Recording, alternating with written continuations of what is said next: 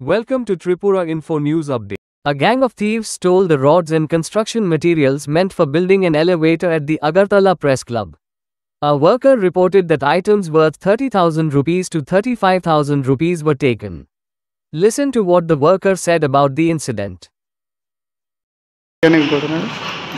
আমরা দুই দিন কাজে আইছিলাম নাকি এখানে আমরা মিস্ত্রিরা রিং বানাইছিল 300 মতন এখান থেকে কয়েকটা আছে বাকি সব ছিল আমাদের ওই কাজ করার যে ঢাই আছে ঢাই তারপরে পিন শাবল পাইপ তারপরে আরও কত কিছু লোহা টোয়া ছিল এটা অনেক কিছু চুরি হয়েছে।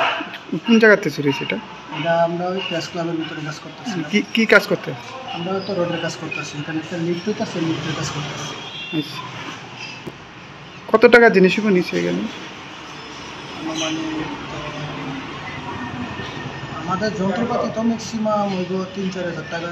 তারপরে আমাদের মালিকের রোড আছে, এখানে তো প্রায় 15-16 হাজার টাকা হবে লেগে গেছে। তোমার নামটা? আমার নাম তাজমিস। কতজন কাজ করতেছে এখানে? আমরা এখানে 7 জন আছি। কি মনে হয় এটা?